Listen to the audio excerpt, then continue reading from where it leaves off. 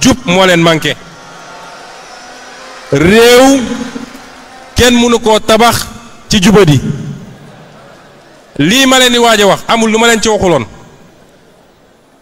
defe naa balaa may ñëw amaana régie bi am na lu mu ci jukki ci loo xam ne lu ñu waxoon la ba pare ci li nga xam ne mooy xew tey ngeen gisal ko seen bopp ñaata yoon laa taxaw assemblée nationale ne leen da ngeen di tappale li ngeen wax amut bor bi li ngeen ci wax amut l'impôt gi li ngeen ci wax amut déficit bi li ngeen ci wax amut leneen ak leneen ñaata yoon laa ko wax biir assemblée nationale 2017 2018 2019 ñaata yoon laa ko wax moo tax lii xew tey.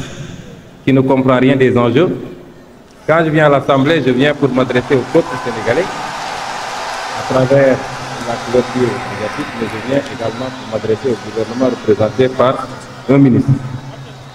Et l'air est moins polluant quand nous avons une salle dépouillée de cette majorité qui ne comprend rien aux enjeux. Monsieur le ministre, les raisons que vous avez avancées pour justifier votre loi de finances rectificative sont fallacieuses. Vous nous dites, vous invoquez d'abord la conjoncture internationale. Nous avons dit depuis des années que votre croissance est conjoncturelle et non structurelle et qu'il aurait suffi d'une petite hausse du prix du baril pour que vous rendiez compte, et c'est ce qui vous rattrape. Mais rappelez-vous qu'il y a 6 mois, en décembre, les 17 et 18 décembre 2018, vous étiez revenu de Paris en nous disant que vous aviez collecté 7 356 milliards au lieu de 2 850 que vous recherchiez. Et aujourd'hui, vous nous dites la conjoncture internationale incertaine, commandant d'observer une certaine prudence dans la mobilisation de l'investissement public pour financer les emplois. En réalité, vous avez perdu le crédit et la confiance des bailleurs à cause de 2 choses. D'abord, l'endettement chronique.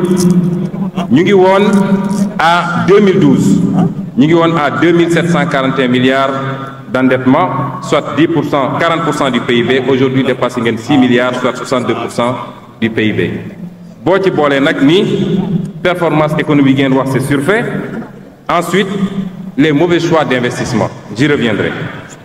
La deuxième chose, c'est la vraie fausse réorganisation gouvernementale. Vous savez, il suffit de quelques écritures par voie réglementaire pour faire les transferts de crédit. Ça ne peut pas justifier une baisse, comme vous le dites. Et je suis très heureux de voir que vous confirmez. Il y a 2 semaines, j'ai fait une conférence de presse pour annoncer un gap de 100 milliards sur les recettes fiscales. Vous avez fait un non communiqué pour démentir. Aujourd'hui, vous mettez dans votre loi de finances une réduction de 100 milliards sur les recettes fiscales. Mais c'est extraordinaire.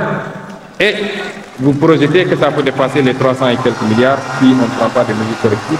Mesures que vous ne prendrez pas à cause de la politisation excessive de l'administration fiscale qui ne travaille pas. Merci la régie.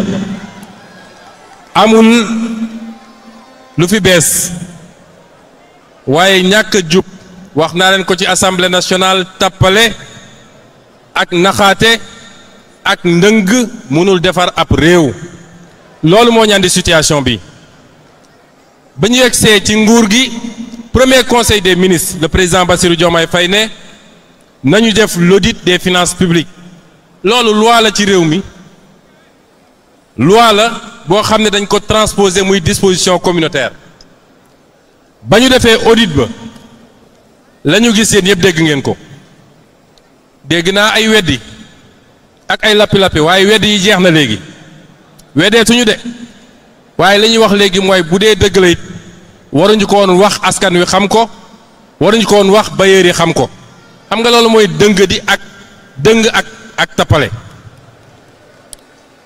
li xew ci réew mi mooy régime président Macky Sall bi muy jóge fii Sénégal nee na bàyyi na fi bor boo xam ne téeméer boo jël juróom-ñaar fukk ak ñett la boo ko nattee ci PIB bi boobu jamono bor bu bari boo xam ne jëloon na ko ma ngi ko dem làq nëbb ko suñuy partenaire muy FMI muy Banque mondiale muy kenn ak keneen waaye nëbb